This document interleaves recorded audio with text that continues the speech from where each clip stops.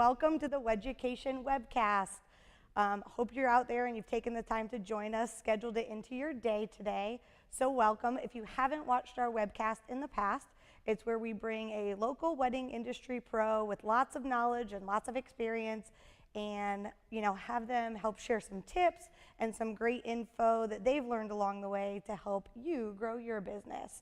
So today I'm super excited and I want to tell you why I picked the guests that I've chosen. So each time that I'm thinking about who's going to be next on the show, I think about the people that I've followed in my career. For those of you who don't know, today's guest is Brandee Gaar, and I watched Brandee from afar for years. I feel like we kind of, in the wedding industry, came up a little bit around the same time, doing different things, down different paths, but it was always one of those people in my periphery. I heard about her a lot. People would say, how's she doing that? And how's she growing like that? And so I really just paid attention. So as we were making lists and brainstorming who to bring on the show, I was super excited to bring on Brandee and having her share today some of the strategic partnerships that she's built and how that all makes sense. But before we share our story and get excited, I want to say thank you to our sponsors today. First and foremost, Beauty in a Bow Tie, for making me and Brandee look amazing. This whole insane, amazing, over-the-top live production is put on by Omarvelous Productions, and their team can help you bring any event live on live streaming of any type of event, multi-camera, all the good stuff. They help you prepare the whole thing. So thanks to Omar and Mary Anthony from Omarvelous for helping me put this on together. And of course, today we are live from the Howie Mansion. So let's talk a little bit about being here at the Howie Mansion. For those of you who don't know the background, brothers Brad and Clay Coward are Florida natives, having grown up in Winter Park. Their father and grandfather were longtime participants in the Orlando real estate and development scene, making the brothers third-generational real estate investors, which is very rare in Central Florida, right? Frequents to their lake cottage in Yalaha, which is right down the street, has an amazing bakery, Blue Bayou, and Mission Inn. The brothers had a long interest in the abandoned and decrepit Howie Mansion.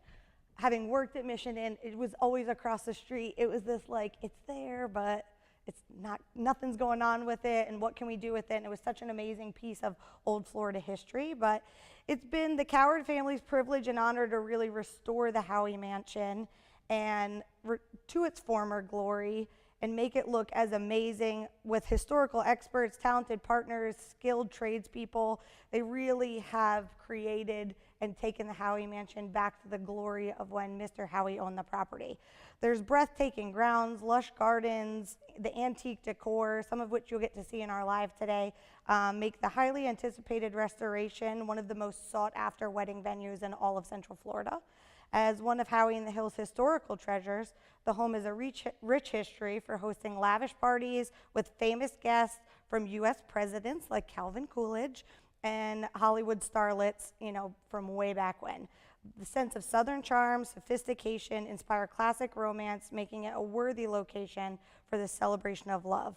It's historical but welcoming. This artistic mansion invites you in with towering palm trees, stunning wood finishes and fireplaces, and abundant detailed chandeliers. So for those of you who haven't had a chance to come out to Howie Mansion and take a tour and see the property, make sure you take that time to reach out to Brandee's team, manages the property, and it's an amazing experience to really see an old piece of Florida history and charm. So let me tell you a little bit about this amazing woman. Brandee's a party planner. She loves parties. She's loved parties since she was a very young girl, planning parties for her parents as young as 6 years old. She graduated from the University of Central Florida, go Knights, right? With a degree in business administration and hospitality management, and was on the opening team for the Gaylord Palms here in Orlando, Florida.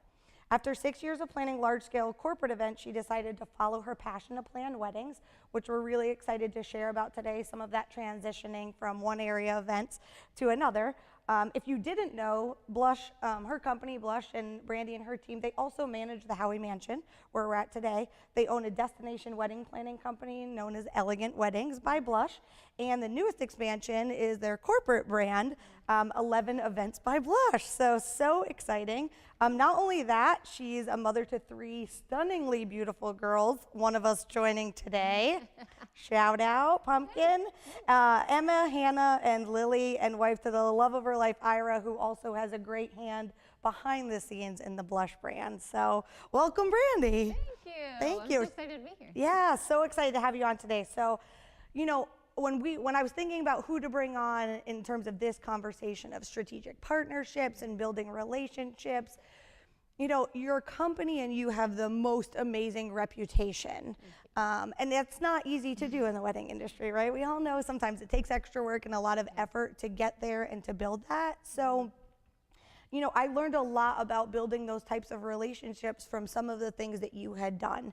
And, you know, I knew it was the perfect topic for us to chat about and to talk about, but I want to go back to the beginning. Okay. You know, I want to talk about where it started. So tell me how you got started in the industry. Yeah, so I actually started at the Gaylord Palms, kind of like you mentioned, and I was a green coat, which was a great entry-level management position, but it's kind of an endearing term for their floor coordinators. And so I worked my way up the ladder there and was there for 6 years. I was a senior catering manager when I left and just really enjoyed everything about events at Gaylord, but I did mostly corporate events there. Okay. Yeah. What did you love about corporate events? I loved, you know, just all of the moving pieces. I loved the puzzle. I loved putting together the puzzle of the events. I loved that there wasn't a whole lot of emotion involved in it. Which Yeah. I don't think I realized that I loved that until I left it, you know, Right. until I'm all in emotion now. Yeah. But there's not really a lot of emotion. It's kind of like, do your job, do great, and then that's it. You know? Yeah, the client's happy. That's it. Yeah. So Done. you just go home. Yeah. It's definitely a different ball game. So why did you decide to leave Gaylord? So we had our first daughter, and to be honest, it didn't work out to my life plan. I had my whole life planned out. I was going to start having kids when I was 35. So that didn't work out. But, you know, it was such a blessing in disguise. We had our first daughter, and I really thought I was going to stay at Gaylord forever. I really did. I thought I would climb the ladder there. Yeah, the lifer. Yeah, it was great. And so when I had my first daughter, I cried my last day before maternity leave. Yeah. You know, before I went to have her, I was like, I'm going to lose 3 months of my career. What am I doing? And it was so crazy. So then, but once I had her, everything changed. You know, I thought I can't work these kind of hours anymore. Yeah. And so I would go 7 days sometimes without seeing her awake.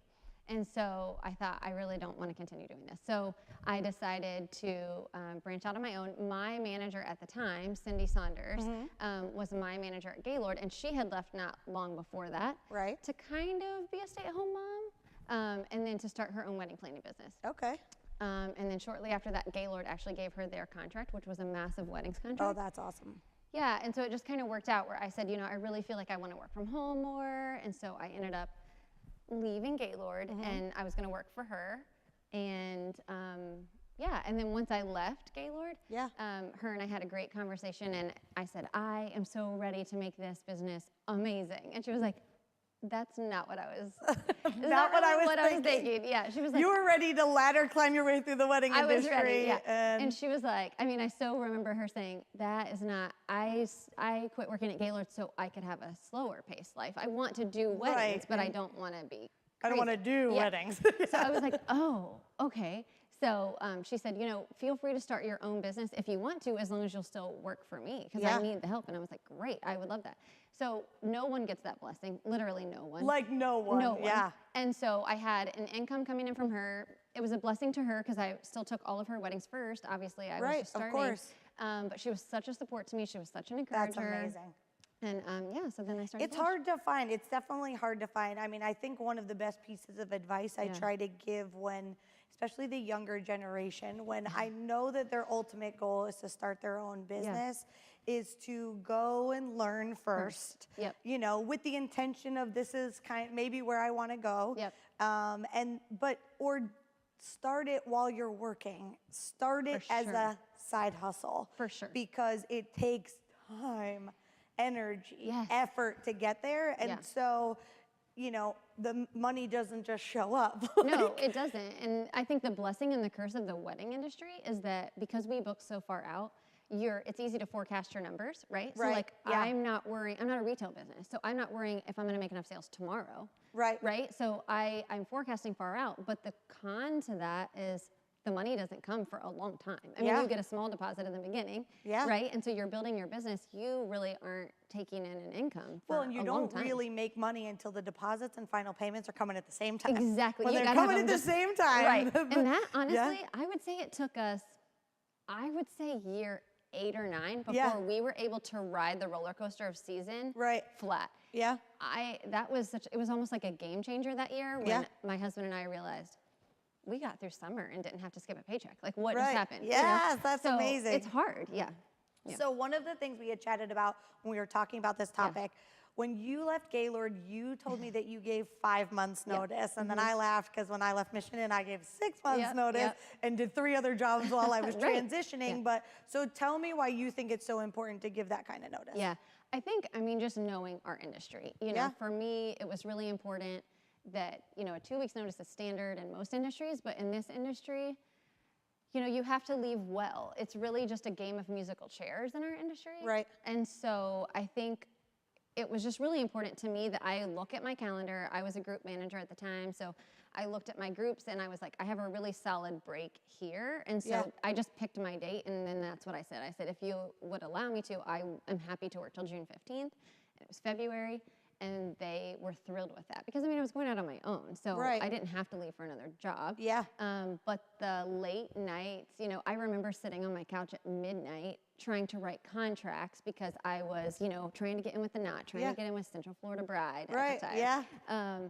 You know, and create logos, create a website. Like, by the time the day I left, we were ready to launch. We had ads in every magazine. So yeah, I really thought that was important for them. And my relationships at Gaylord are such a huge part of my career. Really. Yeah, so were you, even though you like transitioned corporate to wedding, were you able to really take those relationships with you? And what does that look like? I mean, you know, that's kind of a funny question because at the time, no. Now, so many of my partners at Gaylord, of my friends that I worked with at Gaylord, are a part of my career. Right. Because we have so many facets of our business. But back then, I was high up in NACE. I was on the board of NACE. I did the annual convention for NACE at Gaylord. Oh, nice. I felt like I knew everyone. Of course, I was young and stupid too. So I felt like, you know, I know everyone. But so I could walk into a networking function when I worked at Gaylord and everyone knew who I was. So when I left Gaylord and I started my own company, I walked into my very first Perfect Wedding Guide luncheon and I froze. I mean, I froze. I remember Brandee Israelic was there. Carrie Krause-Mooring. Do you remember Carrie? Yes. I mean, how long ago was that? So long. I'm so old. Oh my gosh. No, I'm aging we're myself. trailblazers. Okay, we'll go with that. We'll go with that. But yeah, I walked into my first luncheon and I stood in the back of the room and I just was like, I don't know anyone. And I hadn't had that feeling in my career yet. So I ran to the bathroom and I was like, I can't do this. I can't do this. And here I am with my cute little business cards, all thinking I'm like, so I'm ready awesome. to go. Yeah, I'm ready I think to go. back and I'm like, I was 26. Like, what was I thinking? I know. I mean, anyway. So, anyway, so I was like, no, this is it. I left my job. Like, I have to do this. I got to do it. So I did. I walked back in. I sat down at a table. I introduced myself. Here's who I am. What do you do?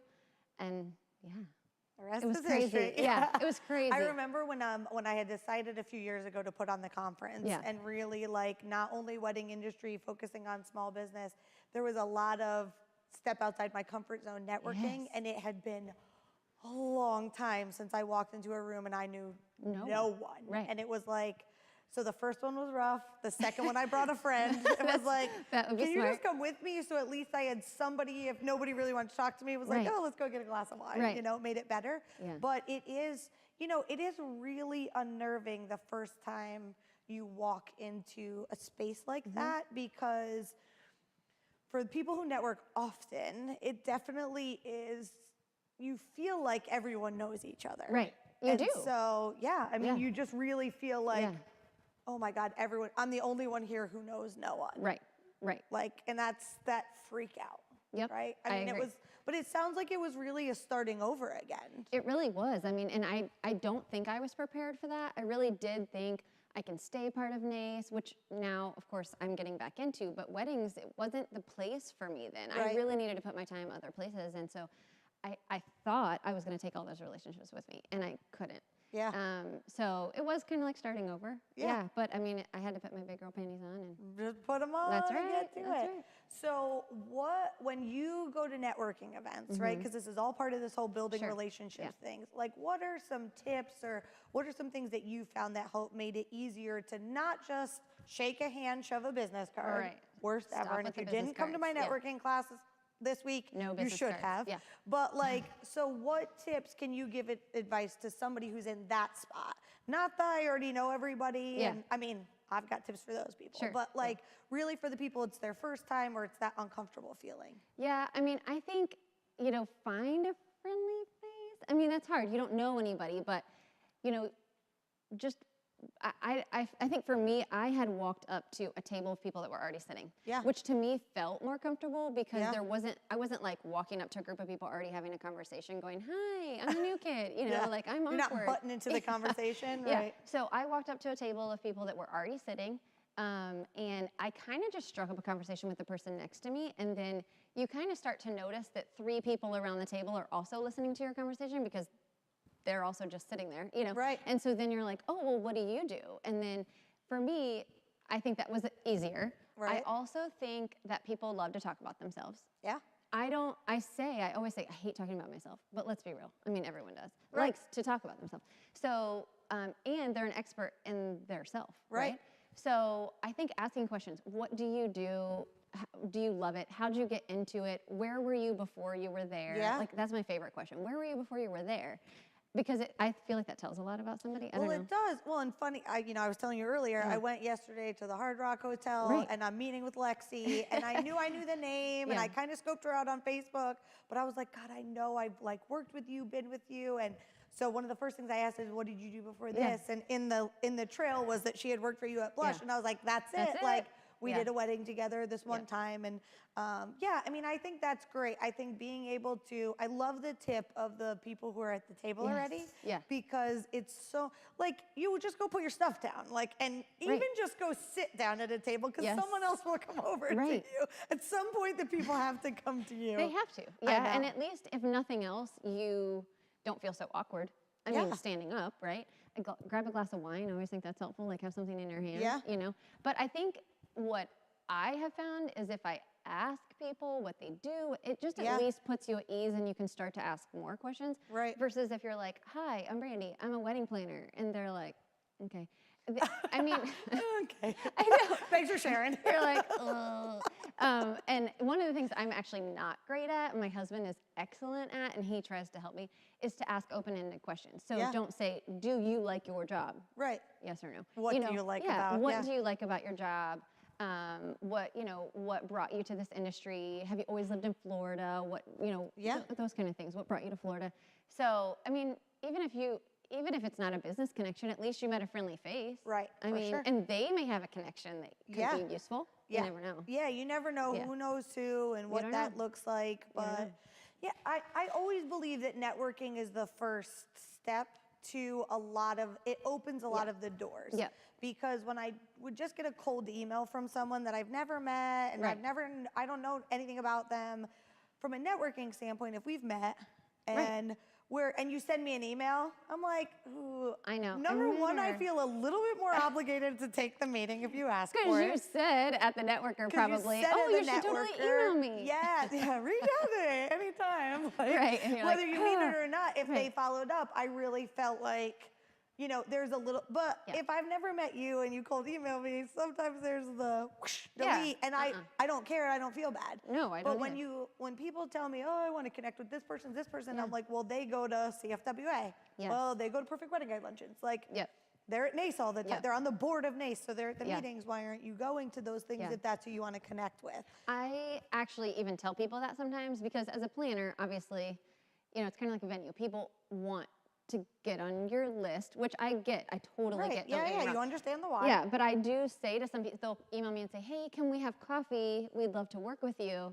And while I think that's super kind, I am super protective of my time. Yeah. So I will say, especially a mom of 3, like, right, and 4 businesses at this point, right? I'm saying no to my daughters and my husband if I say yes to this, or I'm saying no to my staff that needs my time. So, but I do now say, I started this about a year ago, I'll say, I'm actually gonna be at the next CFWA meeting, are you gonna be there? Or I'm gonna be at the next PWG meeting at whatever, are you gonna be there? All the time. It's so great because then I'm not shutting them down and saying, no, I'm not gonna meet with you, because how do you even say that kindly? But I don't mind meeting with you, but it has to be within a time frame I'm already doing something. It so has to make sense. And you should be at the networker. So, you know, I'm like, hey, I'll be there. I'm just helping you. I know. And you just didn't know. I'm just actually helping you. And then I might even, like, if you're, I love that you took the time to reach out. So then I probably will even say, like, oh, Edmund, have you met so-and-so? They're, you know, new business, blah, blah, blah. So anyway, I just think, I kind of started. Yeah, it's a great way to open the door.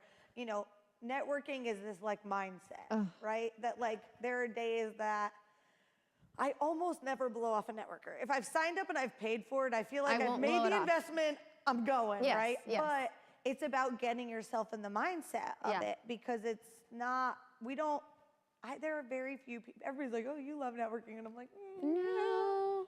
I go, and I do it well, Yes. because if I'm gonna be there, I'm invested. Correct. Yeah. I mean, why waste your time? And I think that's the biggest thing I tell my staff is, well, now you just wasted 2 hours of your time. If you went there and sat with each other, or you went there and talked to no one, well, then why'd you go? Yeah, because you just wasted your life. Yeah. No sitting with friends. I will say, I mean, I'm just not even gonna lie, because there's people probably watching that are gonna call me out on this. I do tend to sit with a friend. Like, I will grab Huggy, I'll grab Soundwave, I'll grab somebody, and I'm like, come sit with me. But we find other people. I always want to meet at least one person. You know, I think that there was a time where I was like, I want to meet 5 people. I want to meet 6 people. You're like, now it's one. I mean, one good connection. One good connection that I can say, I'm going to go back and I'm going to really, you know, follow up with this person. Yeah. I think it was you at a PWG luncheon. Maybe it wasn't you. I don't know. I think it was you that had told me about a venue looking for planners, and it was Ocala, right? Oh, yeah. Yes, and literally, lo and behold, she ends up sitting next to me, and neither one of us planned this. Right. But I was like, Shannon Tarrant just told me that I should meet with you. And then we followed up. We chatted the whole time. We followed up. We went to her venue. Like, it's just a great connection. So sometimes just, you know, putting those pieces together. But that was one good connection. Right. And I felt one really is all it good takes. from that luncheon. Yeah. So one of the things I hear all the time, and this is a personal pet peeve, and I'll hear it for the rest of my career, and it's never going to go away. Yeah. But what I hear all the time about people, especially when it's their first time networking, is they say things like, I don't like to go because there are so many clicks. And I think the word clicks bothers me, because I feel like the people who say it had some kind of traumatic high school experience. Oh, always. It like always they comes from had high school. some kind of trauma back in their life that, like, some clique didn't accept them, so they're like, it feels like that, and it's a flashback. Yeah. Well, and I'm the girl who was like, I would relive my high school days, every single one of them, all over again 10 times, because I loved it. So So yeah, I just didn't, and I get frustrated because I feel like it's what we're here talking about. It's talking about building actual relationships. And so, you know, how do you suggest, you know, so we meet at a networker, like, where do we start? Like, how do I build that into the relationship so that I don't feel like, not in the cool kid clique? Yeah, I mean, I hate the word clique in general. I feel like I hear it in the wedding industry. I hear it at church a lot too, and I'm like, just because I'm part of a really cool small group, like we want you to be part of it. Come join us. Right. You know what I mean? Yeah. So I hate that word anyway. Oh my God, at church too? Like, I know. I'm like, what? No. See, the come same join people our had small the group. traumatic high school experience. I know, but I love it because in 100% honesty, if you know me well, you know that if you were to come to me and say, I really want to meet XYZ person. Right. And I know you know them. Could you help me? I would immediately put that connection together. Yes. Immediately. Yeah. So I think that's why I get so upset about the word clique, is because just because I have a strong relationship with that person doesn't mean I don't want you to be part of it. Right. Now, if you're another wedding planner and you want to come take my business, I might not put Whole that connection different together. Right, but I mean, all of my strategic partners know if if we get a new hotel contract, they're coming too. You know what I mean? Yeah, So of like course. they want us to get the hotel contracts too, because they're like, that just means more business for us. Well, and if they work somewhere where they can introduce you, And right? they say it all the time. They're like, hey girl, so-and-so just moved. You know, how are we getting you in there? Or how are we preserving this relationship? What's going on? And so I love that, because this industry is musical chairs. Yeah. So I don't think it's clicks. And I think for me, I think the best way to beat the click is, so you go to a networker and you see a click, right? Yeah. And you're like, I really want to know so-and-so in that click, right? Well, so go back home or to your office and find someone that has a relationship to someone in that clique. Social media is a wonderful tool. It's not that hard anymore, right? It's like, just check their friends list. Yeah. Find out if you know someone, and then say, hey, can you connect me? I mean, Ben Lawless has been great at that. Like, he will call me and say, hey, so-and-so has really wanted to work with you. Do you mind if I make a connection? Can we all go to lunch together? And I'm like, yeah, that'd be awesome. I wouldn't have said yes if they cold called me, because I'd be like, yeah, who the are introduction is Yeah. amazing. Right, and I'm probably skipping your question. No. But I know, but Ben has actually been really great about that, because he'll call me first and say, do you mind? Because I don't want to, you know, and I'm like, hey, if you think it's somebody that's great, then I want to know them too, you know, and I absolutely would love to do that. So, yeah, I explained to somebody last time because now I'm on a mission. Every time I hear the word click, that I'm going to make them never say it again. Right. I try to say, well, you know, who would you say, look around the room, who would you say is the click? Right. And when that's they're true. like, so-and-so, so-and-so, and so-and-so. And I'm like, okay, so they have probably done collectively together 1,000 weddings over the last 10 years. Yeah. Or when somebody's like, and I'm like, I have been to almost every perfect wedding guideline. I'd say 10 out of 12 a year. Yeah. Every year. For 14 years. Like, I always go. So, yes, I do know all the people because I go all the time, but there's always 5 to 10 new people.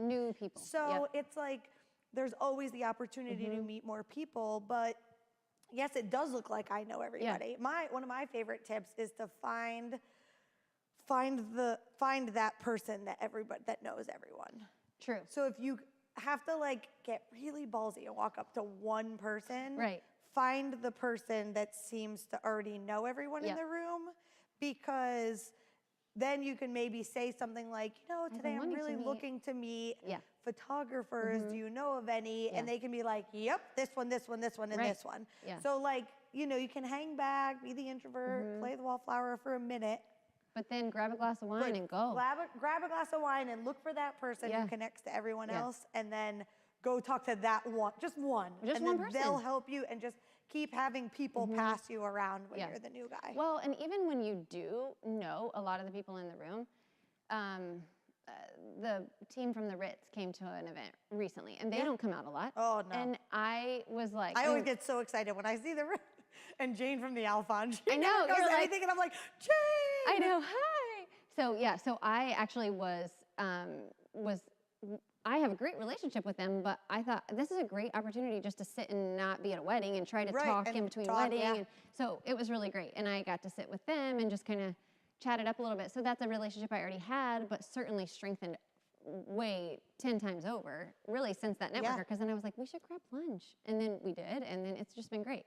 Nice. So I think, you know, you can rekindle those too. 100%. You know. Well, we're going to take a few-minute break. Super excited. We're going to have a little commercial break. Okay. So we're going to throw it to commercial, and then we'll be back in just a few minutes. Okay. Your wedding venue is not just a place to get married. It's where you pop the bubbly with your girls. A parent's pride as they help you get dressed. Where he is waiting for you. When your dad gives you away. It's the first kiss of many over the next 1,000 years, taking that leap into a lifetime together. It's where two become one. It's the beginning of the path to forever, where your wedding dreams come true. It's that moment you realize this is actually happening. It's the place that brings your family together, where you celebrate your love with all of your friends and family.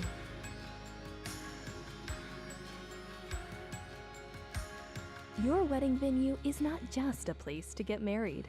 It's every single moment of your day.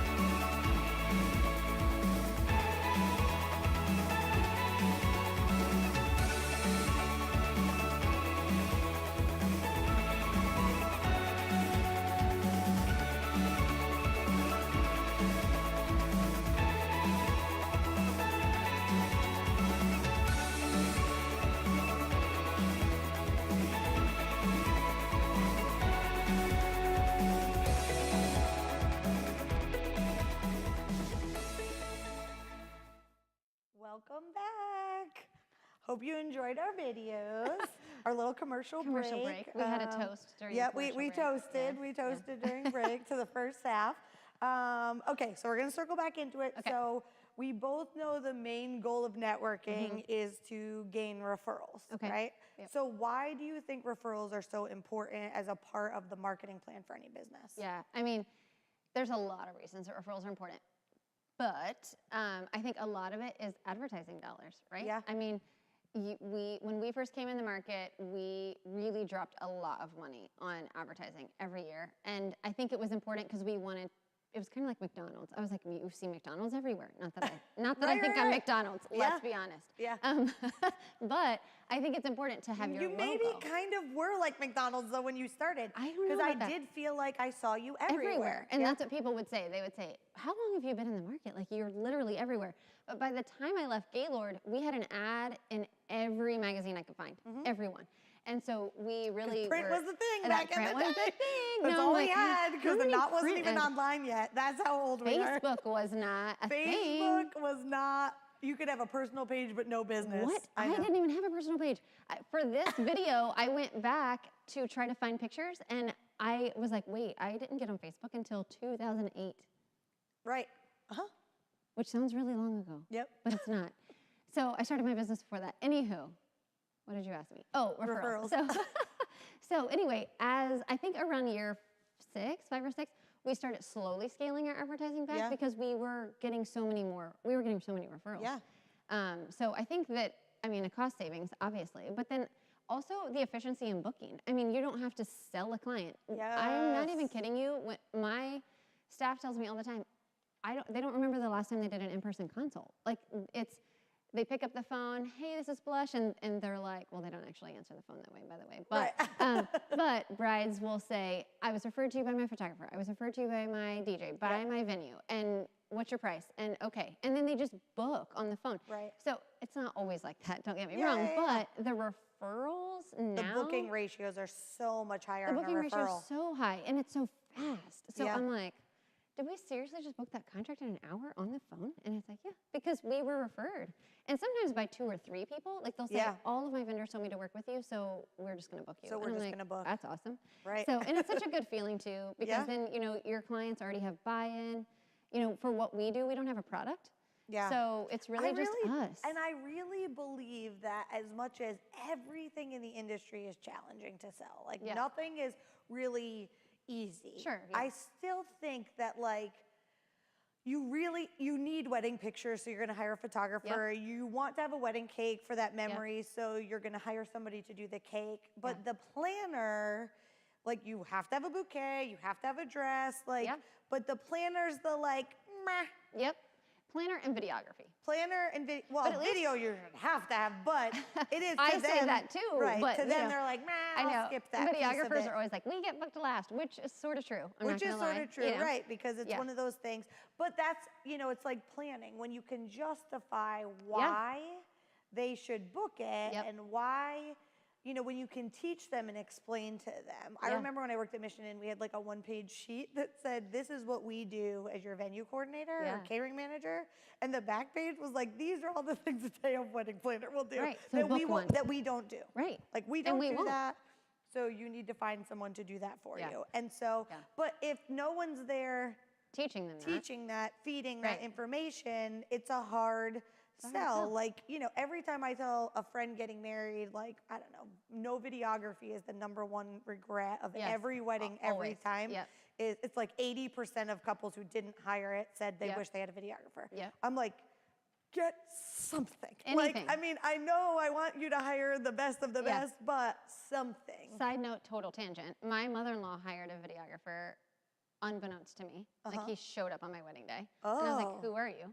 And I was not incredibly happy about it. And if she's watching, she'll be like, I don't remember the story going that way. But I cannot be more thankful that and he was an amateur, he was a friend, like just starting out. But I cannot be more thankful for the video that we have from our wedding because it is honestly such a treasure now. Our girls watch it all the time. They see people who aren't here any longer. I know. They see us when we were super young and dancing. So plug for videographers, brides if you're watching, book video, book your video. I have friends, Terry and Jonathan, that became friends because I did their wedding when I was back at Big City.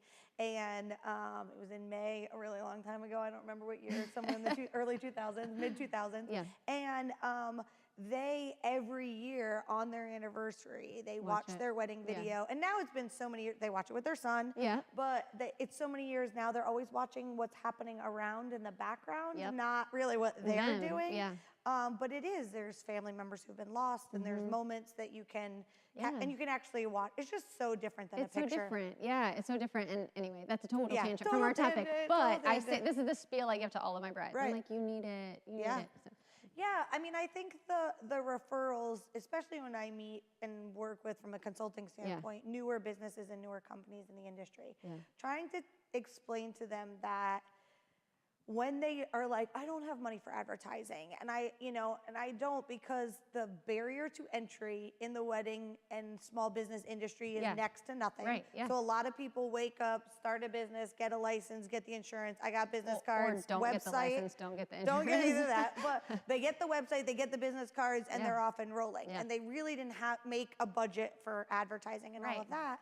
That you can really build your business off of those referrals. I mean, there's a few vendors in town who will say they've never paid a dime on advertising. Well, and especially depending upon where you fall in the hierarchy. Well, sure. If you, which is messy in today's world. Today's bride's a little different, brides and grooms a little different. But if you are that lower on the side, hair and makeup, Lordy, go partner with all of not just the venues or the planners, but they're booking the photographer and the DJ and the florist before you too. Everyone. A lot of times. So you can really grow a business on referrals. Drastically on referrals. And we all know what it looks like when that one referral source dries up. And that's the thing. I mean, I cannot, probably monthly at our staff meeting, it's a topic of conversation is we have to diversify. We're constantly looking at how much business are we getting from each resource, and what happens if that goes away.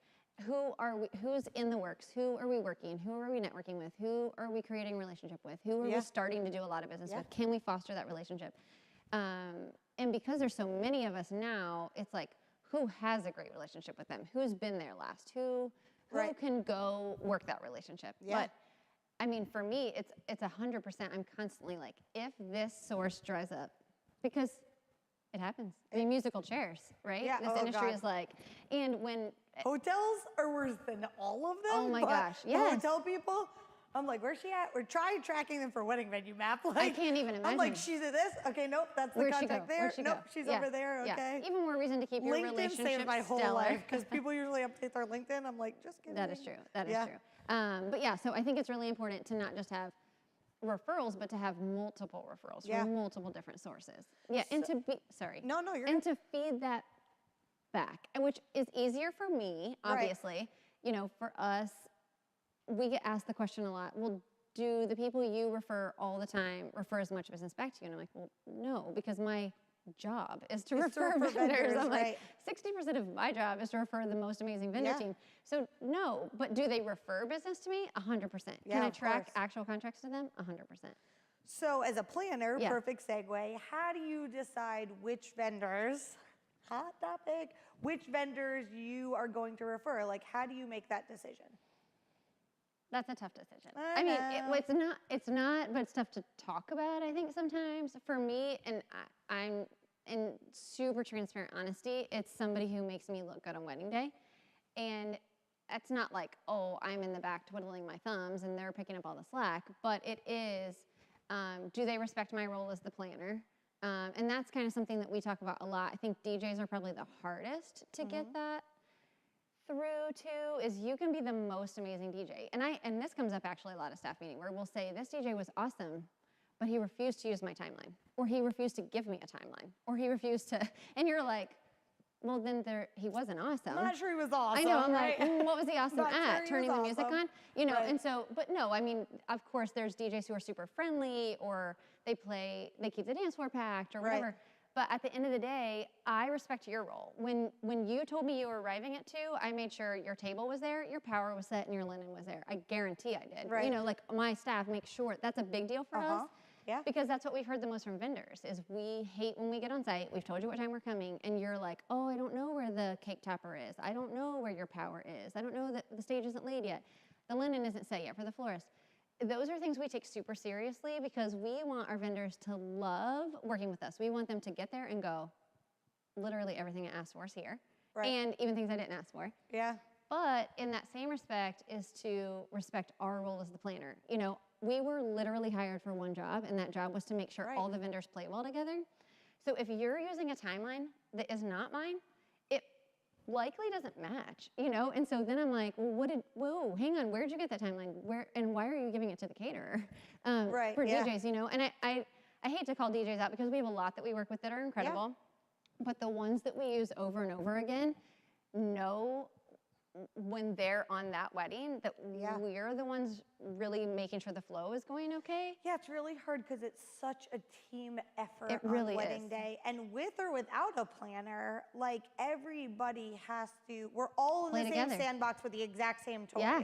And I remember that like we had a repeat offender photographer when I worked at a venue that would like cocktail hour just could Peace gone, out. where are you? Yeah. They didn't come back. They Yep. never, and it was like, I've got to let people into a room. It's a Right. plated dinner. I have I've got food dying in the hot food box. dying in the Yes. hot box, you know? Yes. And so it's when one person doesn't respect the team that we have to be. I don't care if you hate me. Yeah. You have to play on my team that day. You don't have a choice. We don't have a choice. Right. Because the bride picked us. The bride Like, picked us, and that's the thing is, I think for us, when I say that our vendor relationships are top of everything we do, it's so important to me that, and to my team, that we provide everything they need to do their job so excellently. Yeah.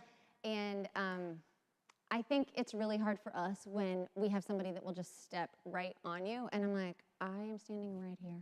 Right. You know, and they're like looking through you. And my favorite is those are the people that tend to follow up and say, I'd love to be on your list. We literally just had that happen, and we're like, you know, and You're like, and I want to say, I really do, because there are times where I'm like, you were actually an excellent vendor, but I wanted to stab my eyeball out while I was planning with you. once or twice, I think I've actually said it.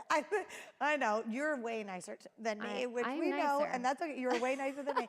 But once or twice, I've been like, well, let me give you some honest feedback Yeah.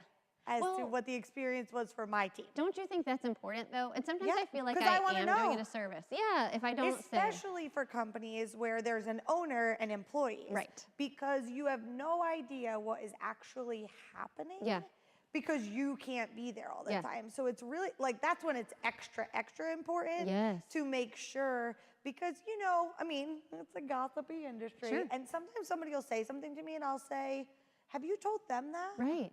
And they're like, No. well, what do you mean? I'm like, I mean, I appreciate you sharing it with me. Right.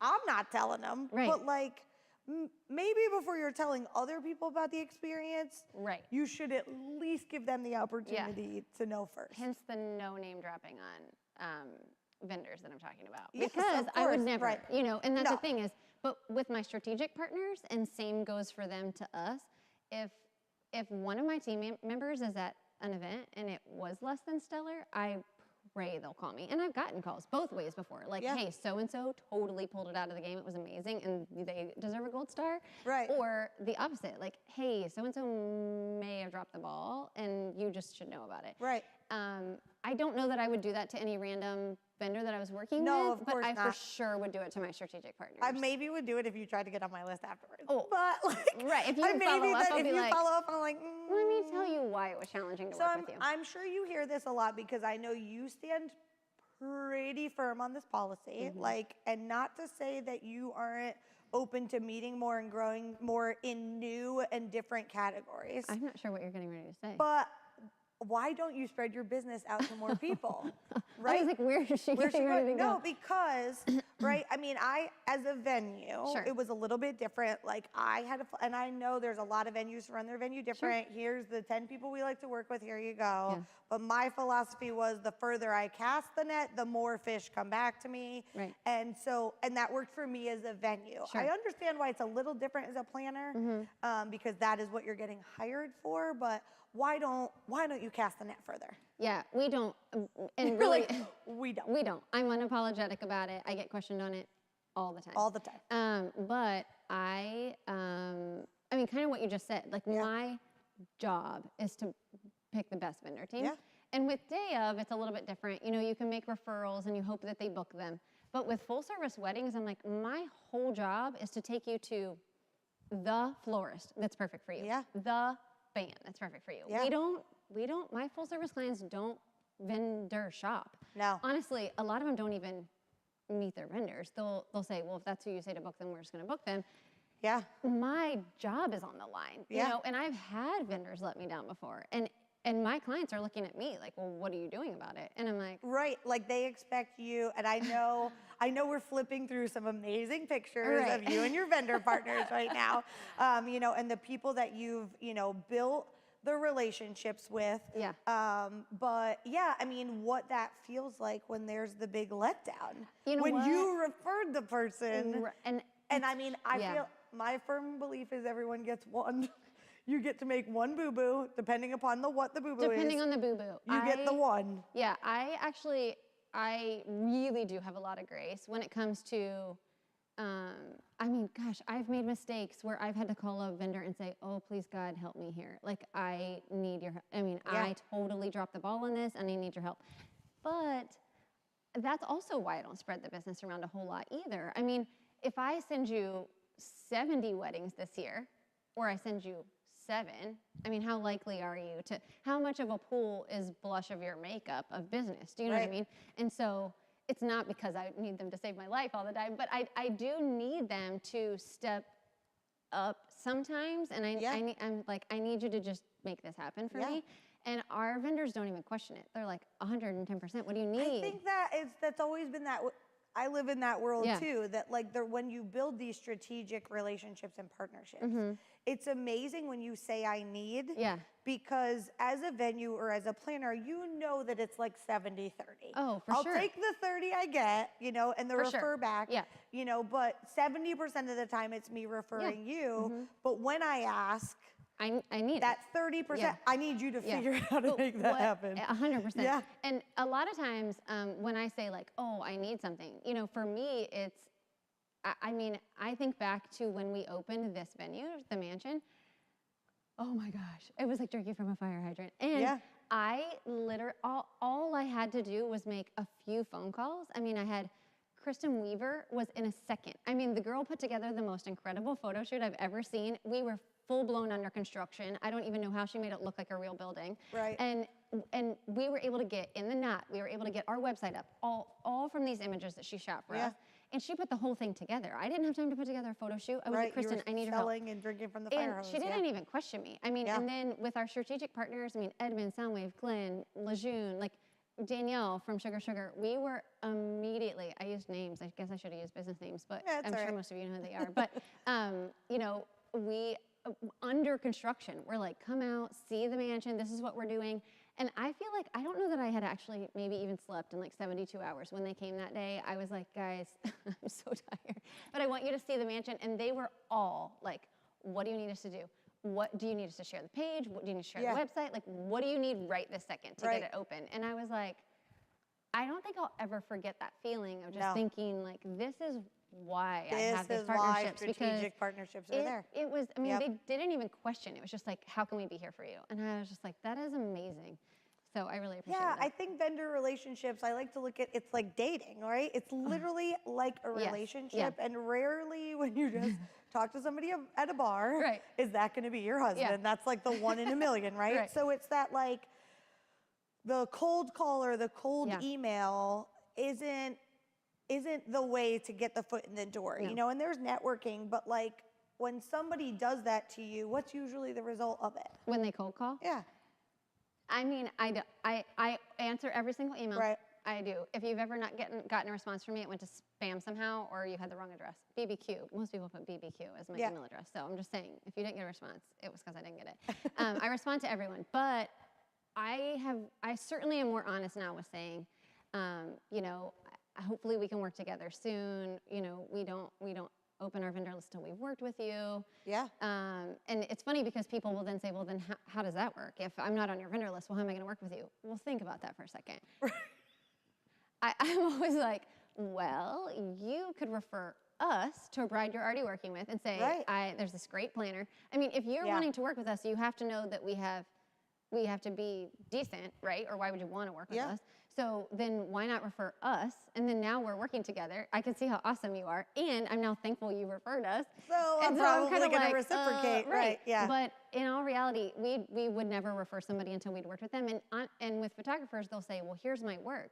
Well, anyone can make a gorgeous bride look amazing in photos. Right. Or a gorgeous wedding look amazing in photos. But I want to see the wedding and see what the photos turned out like. Because if we did put together this incredible wedding and the photos are junk, then I'm like, I mean, how did you not capture that? Because that was awesome. Or vice versa. Like if we have they can't follow the timeline, stick to the plan, all of those things. So anyway. Yeah, I mean, I love the introduction from the people that I trust. Yeah.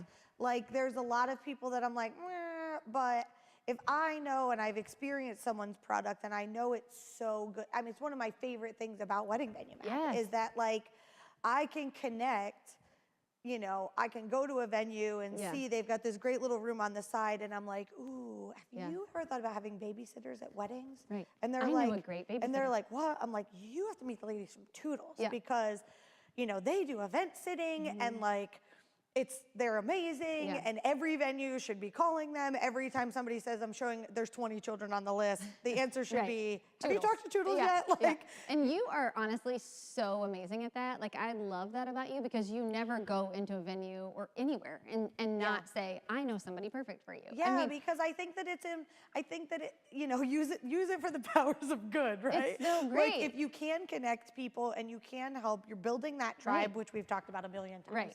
Right, you're building that tribe and it's that leg up because if I've experienced them and I've enjoyed it and I've gone through Oyster Bob's, we were talking about them earlier, Bob's Oysters, Bob's Nautical. Crazy Bob's? Crazy Bob's Nautical Nonsense. I don't know what it is. I'm the worst about the name. Something Bob's Oysters. Right, Bob's Oysters, so Captain Bob's Oysters, we got it. So, but like, it was an awesome experience, seeing what they do and the environment and it's like, ooh, people need to know about this. Right, and we're immediately now emailing them for an event because we're like, oh, we have an event that could work for. That could work for and make it, and have them be able to, you can see what they can do and all these things. So, yeah, I think the introduction is always such a stronger networking or getting the introduction from someone.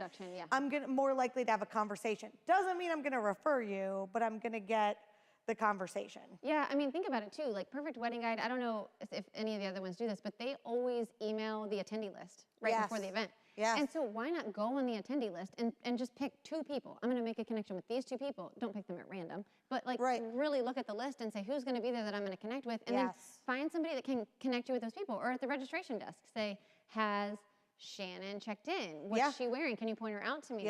Like how good is that? Poor Georgia, I do that to her all the time. I'm sure, I'm like, I'm here to meet so-and-so. Is she here yet? No. So do your team members also get that opportunity? I mean, obviously you own the company or whatever, but do your team members get the opportunity too to kind of make recommendations and be able to grow? Because I think everybody always thinks they've got to come for you. Not realizing that it's actually easier to get through some of our team members. It is definitely easier to get through them than to go through you. I will say my team is so amazing at creating like a super high barrier around me. Yeah. They're really good at that. That's awesome. Which is awesome. But no, yeah, yes and no. I mean, our vendor list is something that we discuss as a team. Our strategic partners are non-negotiable. They're staying on the list, period. End of Yep, they're conversation. never Like going it or love anywhere. it. They got to blow it out. They got to yeah. do something Sorry about your heinous, luck. but Yeah, they'll be there forever. They're going to be there. And then, but, you know, if you've had a lot of issues with the same vendor over and over and over, I mean, we're going to have a conversation about it. I'm going to call the owner and say, hey, what's going on? Yeah.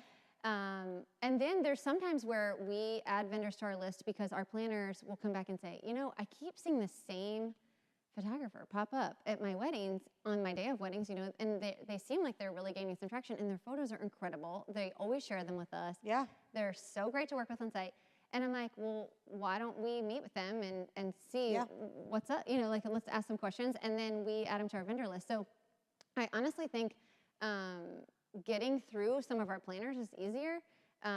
Here at the mansion, I don't know if I'm skipping one of your questions, but at the mansion we had Ocean Hawks is actually probably the most amazing story of it because they came, I don't think we were even open yet, but they came to the mansion, they met with our sales manager and they were like, hey, we just really want to tour the mansion, we want to show you our products, you know, and she met with them and she was like, Brandee, you have to meet with them, they're so amazing. And I'm like, oh my gosh, we have so many rental companies, like I don't have time. You know, if you love them, fine, that's great, you can put them on the list.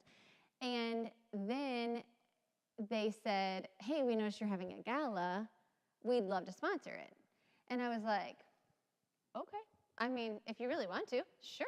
And they said, we can make your basement amazing. And it was literally a hole at the time. And I was like, okay, well, let's do that. And when I say it was blown out of the water, I mean, it was, well, it's incredible now if you've seen it, but it's absolutely incredible. And then I talked to them that night and then they came back. We hired them to do a couple more rooms in the mansion. And we were like, literally all my team at Blush loves them. We work with them all the time. I swear there's rarely a month that goes by where they're not on our events. Right. But they got to you all the time. But they got to me through Jody and through our sales manager. And I thought that was, I don't know, when I thought back to that question, I thought that is an interesting way that came through. And they really are a great partner of ours now. Yeah. So we're going to talk about the taboo subject, when not to align for someone. With someone or with a partner, because perception is reality in the industry that we work in, and I mean in life in general, right? But in the industry that we work in, especially, that it's the who you align with and partner with and whatever is, judgment is definitely made whether you want it to or not want it to. Yeah. So how do you, when somebody like really wants to partner or somebody you already partner with, like how do you handle that? Yeah. So it kind of depends on the situation, but you know, for me, there's some non-negotiables. I mean, we are strict, no gossip. That's a big deal in our company. And so if I find out that one of the vendors that we're aligning with either may have said something about our company that didn't quite line up with the truth, right? There's not even, it's like, question, did you say it? Yes, you did, done. Like there's no grace for that. But like if we hear, you know, I mean, I think it's just hard when you have vendor after vendor that'll come up to you and say, why are you partnering with this person? Or why do I see you working with this person so much? Like they don't have a great reputation. And I won't necessarily take that for gospel by any means. I do believe people can change or that they may be different or you may have had a bad experience that you need to burn. But certainly I start to get pause and I'll say, well, I'm going to start questioning some of the things that they're doing to see if that's true. I think moral standards are just a big deal. You know, like, are you behind your character? When I'm not in the room, are you speaking highly of me or do I need to be concerned that you're there? I'm a big, like, be your word. You say you're going to do it. If you say you're going to be it, then I think it's super duper important to do that and be it. And so, I mean, people get on the do not refer list on a venue and you're a planner at that venue. I mean, it's an awkward situation for sure. Yeah, I mean, I think for sure I have way more grace with mistake. If you made a mistake, if we had something go wrong, I'm like, oh my gosh, everybody has bad days. Like, let's just fix it and move on. But I think the moral standard for me is really, it's just a big deal. I do not want to have to worry about what you say about me when I'm not in the room. Yeah. If I do, trust me, we're not going to be partners. That's Yeah. just not happening. You're You not know, getting so I'm like, referrals from I lunch. don't want to have to worry about it. I want to know that you speak just as highly of me as I do of you. Yeah, of when course. you're not there. So Okay, taboo number 2, commissions and kickbacks, because I used to get asked a lot as a venue, like, well, we'll give you 10%, and I was Right, like, you're like, whoa. yeah. I mean, don't get me wrong, I like making extra money, Right, yeah. but like that is not what strategic partnerships and relationships are all about. So how do you feel about that? Yeah, we do not, and we actually, it's something we talk about in our consultations with brides, and some of them will say, oh, I never even knew that was a thing, and some of them are like, oh, I'm glad to know that. You know, we don't take commissions or kickbacks ever, ever, ever, ever. There's one band in town who they don't even think, it's just their standard. They literally always mail a check every time a contract gets signed, and my husband literally applies it right to the client's bill, our bill with them, and says, hey, we got a commission from this band, and so it'll go against your bill with us. And we just don't. I mean, it's, I think for me, because I do expect our clients to trust us so much with their vendors, I never ever want them to question that I'm making more money off. Like that I'm referring one vendor because they pay me a higher commission than the other. Because they paid me, not because they do an amazing job. It's, you know, I 100%, it's because they made me look great on the wedding day because I referred them, and then they made their wedding so much better than we even envisioned.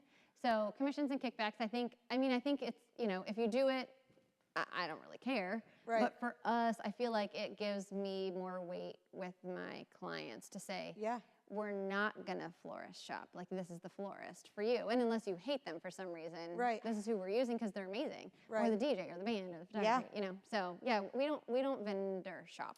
Yeah, I don't really even like when people offer it. Like, that's not the way to build a relationship, isn't to offer me cash. Right. And if I'm really only referring you because of the money that you're paying me, then we don't really have a relationship. And how do I know you're gonna do what's best for the bride? So I think it makes you look bad when you, if we don't have any relationship, and I mean, I'm not a chocolate fan, so don't send me chocolates either, but like, you know, if we go out to dinner once a year and enjoy a nice dinner out, like, it's a different ball game. Like, as a thank you is different, but like every single time I send you to send me a gift card, I'm like, ooh, that's a bit much. Yeah, it's not necessary. It's not necessary. Because I really send them to you because you do the best job. Because you're awesome at what you do. And Right. I do want my vendors to know too, like I say, I refer you because you're amazing, so keep being amazing. Like, put that money in to keep being amazing. Don't send it to me.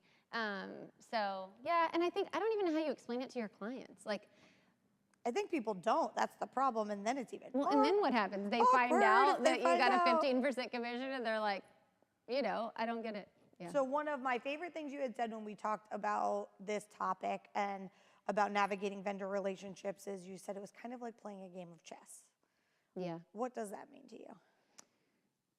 Well, I think you're constantly, you know, just figuring out where your partnerships are. You know, it's kind of like you said, it's kind of like dating too when you're in a, you know, you don't walk up to somebody.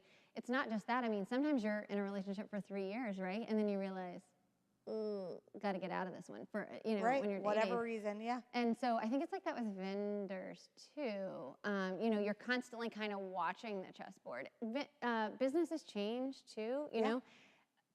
It hasn't happened a lot, but we have had a couple of times where we've had to go from literally aligning, I don't know, 80% of our weddings with someone to like pulling all back. Like, whoa, things are going off the rails with that one. Like, you've got to pull it all. And because it's going bad. It's going really bad. Well, and sometimes it's, I mean, your partner's businesses change. They do. They change, and, you know, and people change, and people have personal experiences in their life that causes things to go off the rails. And, you know, you may, for a little bit, you're like, let us help you. And then at some point, we got to kind of like, I can't have you not showing up at my wedding. Right. You know? No, that doesn't work. So, it's just kind of constantly looking at where is it moving and making the shift that's best for your side. Right. You know, like we can kind of play together, but at some point I've got to make the shift that's best for and both we of are us. really always constantly too watching our teammates. You know, like, if we do this, how will it affect their business? If we, you know, if we do this with our brand, how does that affect our partners? We do really pay attention to that a lot, and we hope that they do too. You know, we ask for that. We're like, how is that helping us? And I think that the biggest thing with that is when vendor people move, people move. And it's kind of like, okay, so everybody just played a big old game of move, you know, and so then how is that aligning everybody? So just seeing how our partners can help us and we help them. Yeah. Staying on top of what all that looks like. Yeah. I mean, it's constant.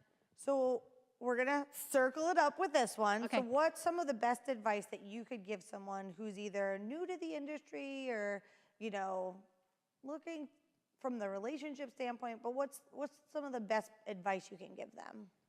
Yeah, I think, you know, for me, I say this a lot when I speak to students is, I mean, have a strong support system. You know, there's a meme out there, I know every single one of you have seen it, but where it's like this, right? It's like a chart that has the up and the down, and it's like a roller coaster. It's like, I'm amazing. I suck at my job. Right. I am the best ever. I'm failing at everything.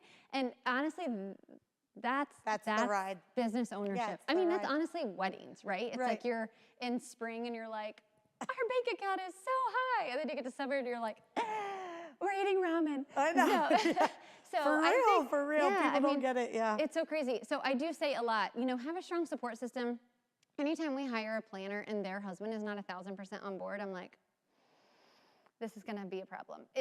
You're gone a lot. You're gone nights. You're gone weekends. Yeah. Your hours are strange. We support a healthy balance, like we really do. But in season, I mean, what is a healthy balance? Yeah, you know. it is. You know, you have to love what you're doing, but to have a support system. You know, and super plugged to my husband, but that is my support system. You know, when I'm shout out to Ira. Yeah. When I'm literally, I can't tell you how many times I've sat on our living floor just like in a pool of goo, just crying, and I'm like, we're gonna lose our business. We're failing at everything, and he's like, why are you saying that? And and then he's the one building me back up, and so. I don't know how you could do it without, it doesn't have to be a husband by any means, but it needs to be a friend who wants to see you succeed. You know, I had a couple of friends in the very beginning that worked every bridal show with me. I mean, friends that were like, had their own kids, had their own things, and they were like, we're here, we're in a black dress, we got pearls on. Yeah, I literally, like the first show, the wedding show I did with Wedding Venue Map, that I'm like, do shows, don't do shows, I don't know. It was like one of my best friends, Karen, and my mom. Like it was the two of us, and now, I mean, my boyfriend will come out, John comes out, is always so, and is like, I'll work the show and we can hang out on a Sunday. Like, and comes out and he's all in. Like, I feel like he sells that mat better than I do sometimes because he gets all in on it. That's totally Ira. He's a better networker than I am. But yeah, so I think it can be anybody, but even like my girlfriends that helped me really in the beginning so much, one of them is the reason I have the contract at Howie. Yeah. Like just because she was like, you have to meet my friend, she's amazing, you know, and she had the connection. So I think it's just having people that want to see you win, want to see you succeed, and they really don't have any stake in it.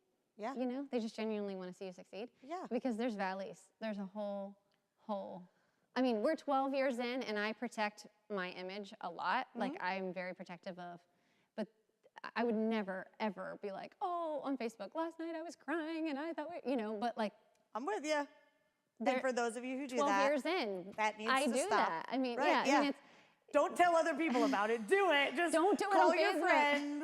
Don't call anyone else. That's right. Yeah. So anyway, the kind of system around you, I think, is really important because there's going to be valleys all the way through it, and you can be amazing, but you can't be amazing every single day. Yeah, and I mean, I think the family friend support system outside of the industry is important, and I think the family and closest tribe of real close frienders and people that like really support you, that like, you know, you can call me and whatever that conversation is, no one else knows what we just talked about and is like, get it out, just get it out. You know, it's funny because I can say this now, looking back, I would never have said this then, but when we were opening the mansion, I think we were 4 months in, and I remember a 2-hour phone call with you. I was pacing the street in front of my studio, and I was like, I'm failing in front of everyone. And you were like, what? Why do you think that? Like, what are you talking about? And I'm like, I'm just, like, it just felt like there was, you know, when I started to blush, there was nobody to really pay attention because nobody knew me. Right. But now it was like, if this fails, it's everyone's watching. And you were like, why do you think it's going to fail? And it was this whole, like, build back up. And sometimes you need to hear it from an industry trusted person who I knew you weren't then going to go tell 17 people, like, So dude, Brandee's like losing it over there. The mansion's gonna be interesting. all on fire, you know. But it was get all in, the people who will be all in behind you. Right, and like will you say, really wanted to see us succeed. And I really appreciated that because I felt like there was very few people I could talk to say, I'm gonna.